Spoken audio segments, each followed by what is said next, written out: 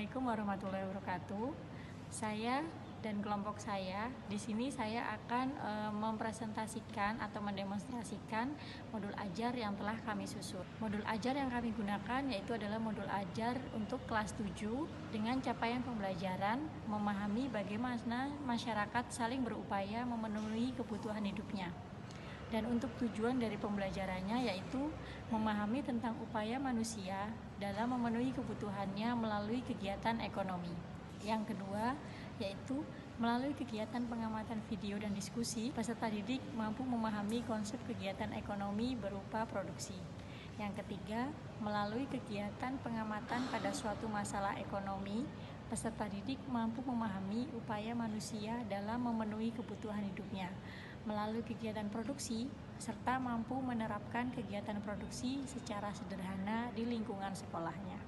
Kemudian untuk tujuan bermaknanya yaitu dengan memahami tentang upaya manusia dalam memenuhi kebutuhan hidupnya melalui kegiatan produksi, peserta didik dapat memiliki pandangan mengenai pentingnya kegiatan produksi untuk memenuhi kebutuhan hidup manusia.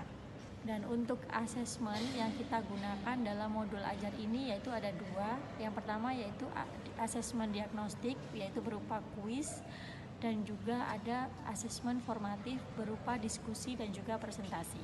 Oke, nah selanjutnya ada kegiatan pembelajaran. Nah, yang pertama pada kegiatan pendahuluan, guru dan peserta didik menyampaikan salam dan berdoa. Kemudian guru melakukan presensi kehadiran.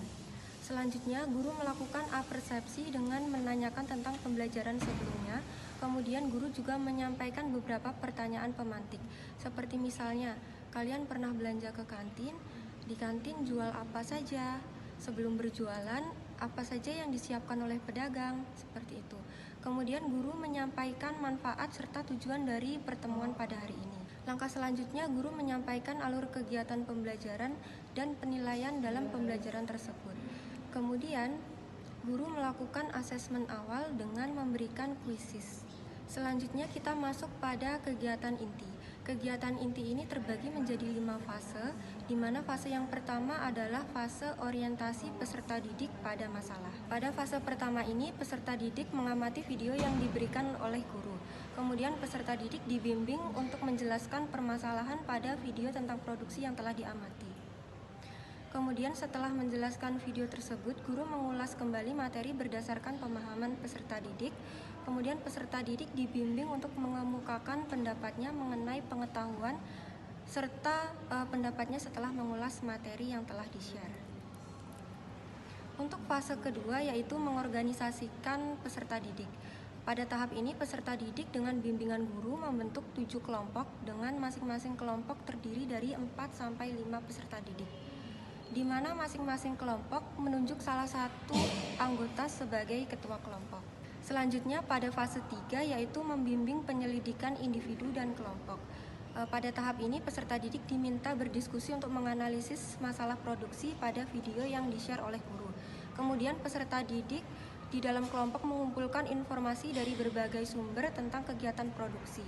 Setelah itu, peserta didik dalam kelompok berdiskusi mengenai permasalahan yang diberikan oleh guru melalui lembar LKPD dengan literatur yang ada. Dan selanjutnya adalah fase keempat, yaitu mengembangkan menyajikan karya dan hasil. Setiap kelompok akan dibagikan peran oleh guru berdasarkan hasil asesmen diagnostik dari kuisisi yang telah dikerjakan sebelumnya. Di antaranya 2-3 orang sebagai pemateri untuk menyampaikan hasil diskusi yang telah dilakukan. Kemudian 1 orang bertugas untuk menjadi operator dan 1 orang lagi sebagai notulen. Setiap kelompok akan mempresentasikan hasil diskusinya selama 15 menit di dalam kelas. Kemudian, setiap kelompok wajib memberikan kesempatan kepada peserta didik lainnya untuk bertanya dan memberikan tambahan.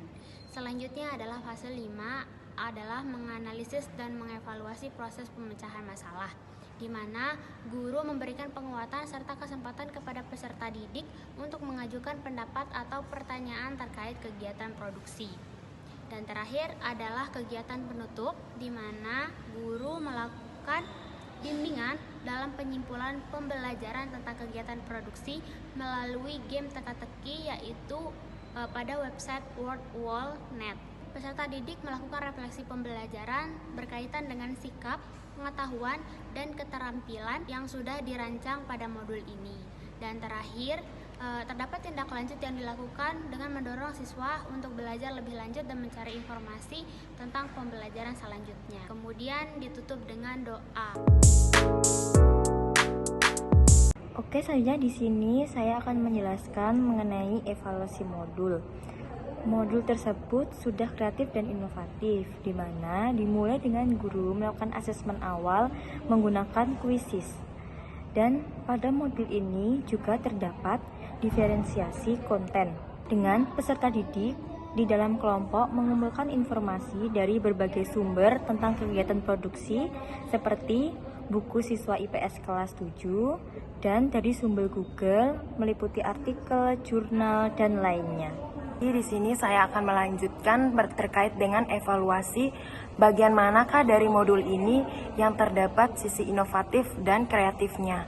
Oke, menurut kelompok kami, bagian yang menunjukkan inovatif dan kreatif dari modul ini, yang mana sebelum pembelajaran itu guru menayangkan sebuah video yang akan didiskusikan oleh peserta didik.